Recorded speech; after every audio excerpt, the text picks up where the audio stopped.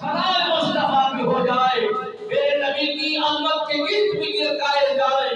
تو ایسا اشعار لکھنے والا ہوتا ہے جو بڑے بڑے دانشور، بڑے بڑے سجادت قسم کے، بڑے بڑے ذہانت رکھنے والے، دماغ رکھنے والے اور اشعار بنانے والے، جب وہ یہی کچھ کہہ کے نہیں ہے، کسی فرد کے نہیں ہے، کسی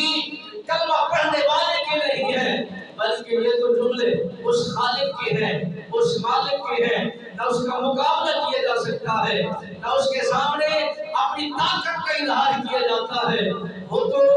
ناعیب بھی ہے، بے عیب بھی ہے، اور قادر مطلق بھی ہے، کریم رب بھی ہے۔ علی نعمت رب بے یاد نے فرمایا اِنَّا نَحْنُ نَزَّلْنَا الذِّکْرَ وَإِنَّا لَهُ لَحَافِظُونَ، ہم نے اس کی حفاظت کا ذمہ اٹھایا ہے۔ کیوں کہ اس میں نہ تو کوئی زبر کی تبدیلی کر سکتا ہے، 1500 سال گزر چکے ہیں، یاد رکھیے اس میں آج تک کاتب کی غلطی ہو جائے تو علماء بتا دیتے ہیں، قرآن کی تصحیح کر دیتے ہیں، جملوں لکھے ہوئے کاتب کے جملوں میں اگر تبدیلی ہو جائے،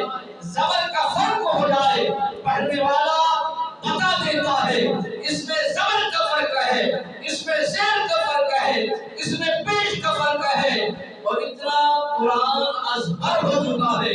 چھوٹا سا بچہ ہے، قرآن یاد رکھتا ہے، ناعیب کو سینے میں رکھتا ہے، بے عیب کتاب کو بار بار پڑھتا ہے، اس کی ہر جملوں کی وہ پہچان رکھتا ہے، نہ زبر کی غلطی کو برداشت کرتا ہے، نہ زیر کی جملوں میں کوئی کمی رکھتا ہے، نہ کوئی پیش کے اضافے کو برداشت کرتا ہے،